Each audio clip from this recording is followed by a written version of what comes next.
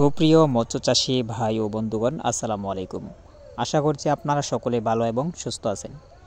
দেশ এবং দেশের বাইরে থেকে যে যেখান থেকে বসে আজকে আমাদের ভিডিওটুকু লক্ষ্য করছেন, আপনাদের সকলকে জানাই অনেক অনেক শুভেচ্ছা অভিনন্দন। ভিডিওতে যে মাছগুলো আপনারা লক্ষ্য করছেন এগুলো হচ্ছে মিনার কাপ কার্পু মাছ।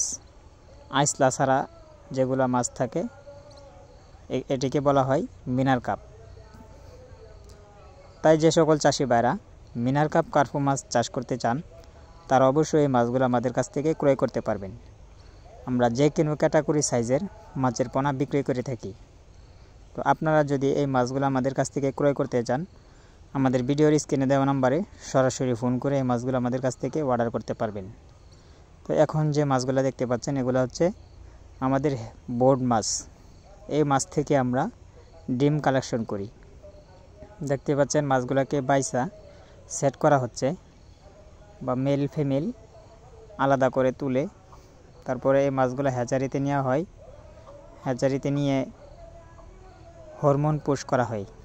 হরমোন পুশ করার পরে 8 ঘন্টা পর এই মাছগুলো ডিম দেয়।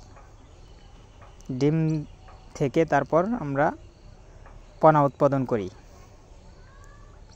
ডিম থেকে পোনা উৎপাদন করে তারপরে আমরা এই মাছগুলা 5 দিন পরে নার্সিংয়ে দিই।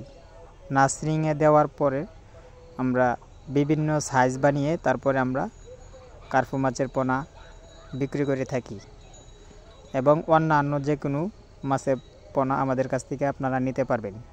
এবং কার্পু মাছের পোনা যদি আপনারা চাষ করেন, যে কোনো ফিড জাতীয় খাবার খাওয়াতে পারবেন, এবং ডুবন্ত খাবার, খোল, কুড়া, ভুসি এই খাবারগুলো আপনারা মিশ্র করে পানিতে ভিজিয়ে তারপরে আপনারা 2 বেলা খাওয়াবেন।